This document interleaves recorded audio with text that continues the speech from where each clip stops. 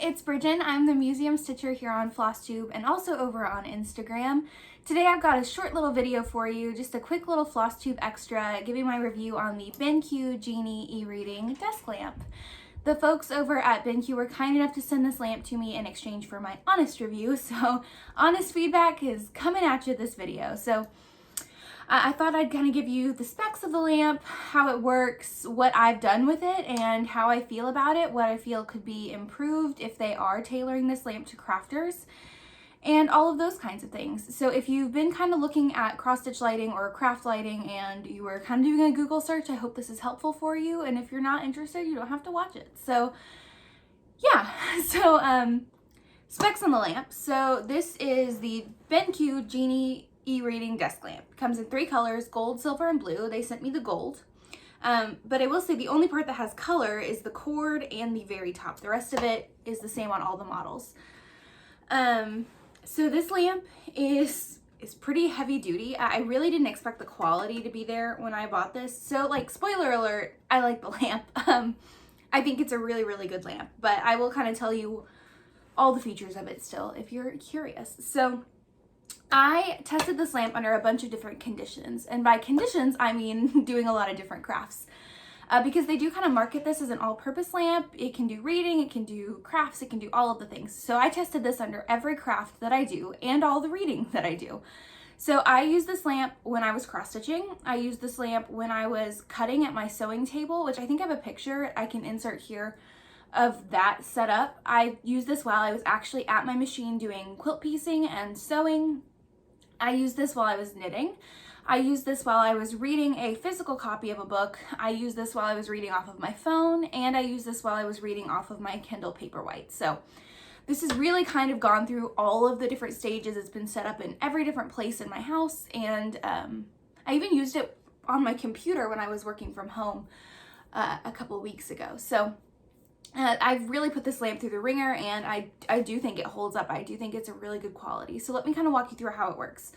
So it's got this base, and it sits on your table, and you plug it in. And I will say the cord, it's like a heavy-duty braided cord, so my cats can kind of chew on it or mess with it or pull it, and it's not going to break, which I personally really, really like. It's pretty sturdy. So you turn the lamp on, by pressing this little top circle here, which I will say is not my favorite thing.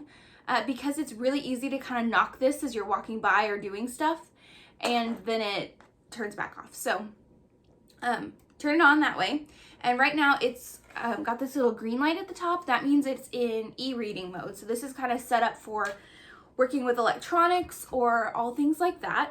So then you can adjust the lamp, and you can angle it from the base here this way, or you can angle the little kind of rainbow head, or you can do both, which I tend to do when I'm stitching so that I have the light directly on me.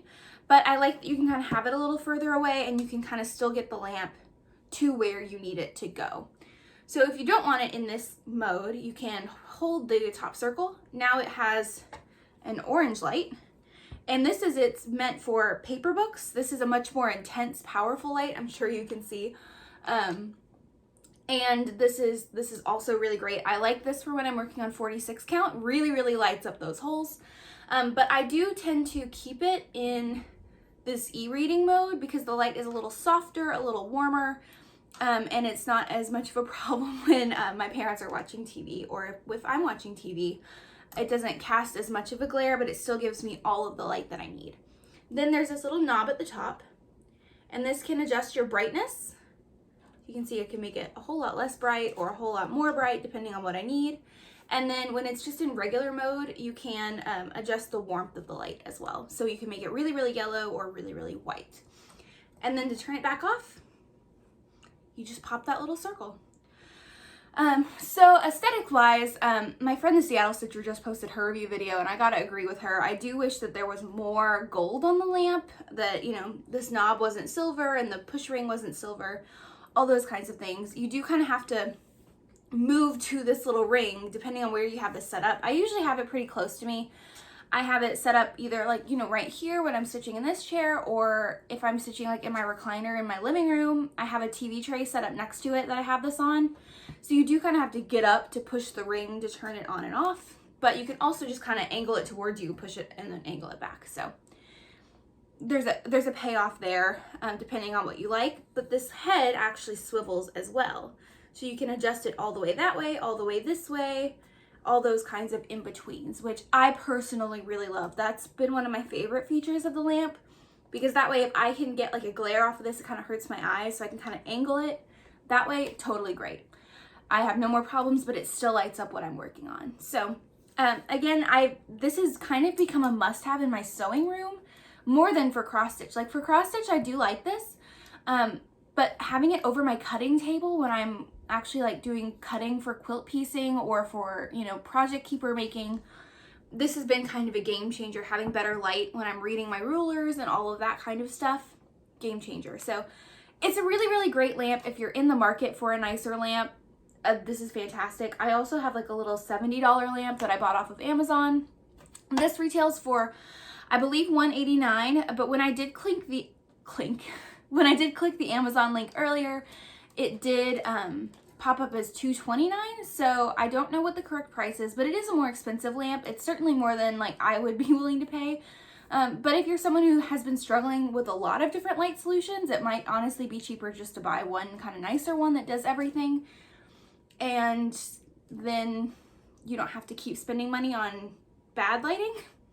Not that all lighting is bad. Again, my like cheaper Amazon one works just fine. This one is a better quality of light, I can tell, and I do like how adjustable it is. My $70 Amazon light has an on-off, and you don't really get to adjust how bright it is, which can kind of be bad.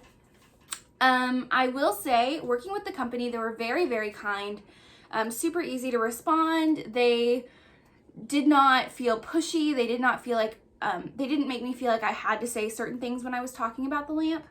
I do think, okay, here's my biggest problem that I've had with it. So I have a Lowry stand, and I have a table clamp extension that clamps onto my light extension bar on my Lowry stand. And when I emailed the folks at BenQ, I asked if their table clamp accessory worked with this lamp, because my plan was to kind of take it off of this base and put it on that table clamp so that it would be a little bit more portable and I wouldn't have to pull out a TV tray on my recliner. I could just clamp it directly on my Lowry stand, which would have been perfect for my setup. They also have a floor lamp extension that is supposed to work with this as well. But I purchased the table clamp accessory myself and it didn't work. They did not fit together. So I did unscrew this completely and I was able to put it back together myself, no problems. But that was pretty disappointing that, you know, the folks at the company told me it would work and it didn't work. So I did end up returning that table clamp accessory, and it will just be a desk lamp for me from now on. So anyway, that was a little bit disappointing. So if you were buying this hoping that it could kind of rotate between being a floor lamp and a desk lamp and a clamp lamp, this isn't the one for you. But this does make me kind of want to purchase their floor lamp or clamp lamp in the future, because it is a really, really good lighting source and it's a really, really good quality. So yeah. So the company was really, really good to work with. I've put the links for all of this down in the description box below if you're interested. It's not an affiliate link. I don't get anything from it. It's just there for your perusal. But I did want to get this review out there since the folks at BenQ were kind enough to send this to me. So that's my honest feedback.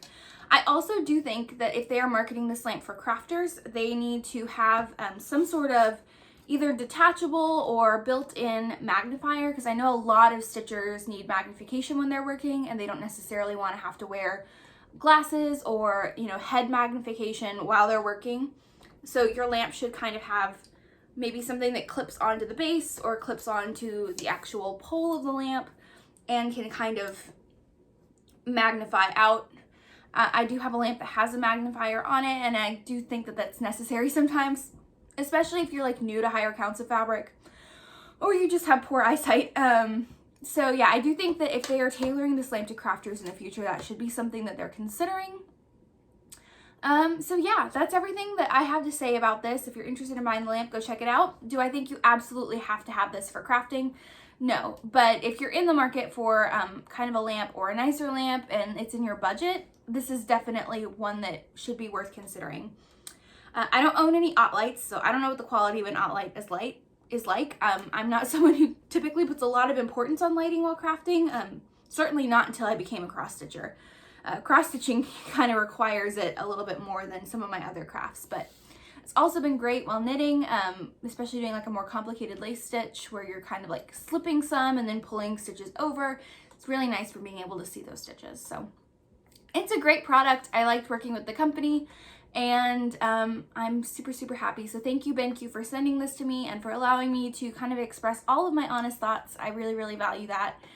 And I hope you guys have a great week. I'll be back next week with my normal Flosstube update. But for now, happy stitching and happy lighting. Bye, guys.